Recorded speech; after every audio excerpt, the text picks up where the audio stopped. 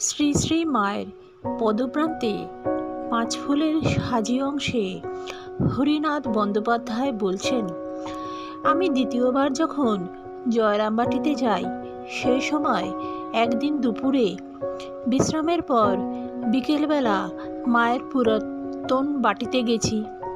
তিনি পা ঝুলিয়ে বসেছিলেন। প্রণাম করে তার পা দুটি আমার মাথার উপর রেখে বললাম, এই অনুভূতিটা যেন বরাবরে থাকে। মা বললেন, থাকবে। তার পায়ের কাছে বসে আছি, কিন্তু মনে ক্রমাগত দুই বিপরীত ভাবের উদয় হচ্ছে। একবার মনে হচ্ছে ইনি সাধারণ মেয়ে মানুষ মাত্র। যখন ভগবতী জ্ঞান হচ্ছে তখন তার প্রতি ভক্তি বিশ্বাস বাড়ছে, আর যখন মানবিক জ্ঞান হচ্ছে তখন বিশ্বাস ভক্তি চলে যাচ্ছে। মনটা খারাপ হয়ে গেল। ভাবলাম, মায়ের কাছে বসেই যখন এই অবস্থা, তখন দূরে গেলে মাকে ভুলেও যেতে পারি। ভয় হলো। বললাম, মা, তোমাকে একটি কথা বলবো, তুমি রাগ করবে না বলো?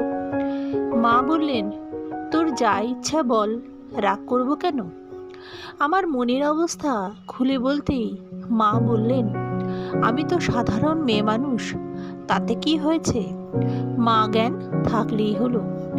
আমি বললাম, যখন ভক্তি বিশ্বাসই থাকছে না, তখন মা জ্ঞান যে বরাবর থাকবে তাই বা বলি কি করে? মার পদযুগল মাথায় রেখে বললাম, তোমাকে বলতেই হবে মা, তুই ছাড়লেও আমি তোকে ছাড়বো না।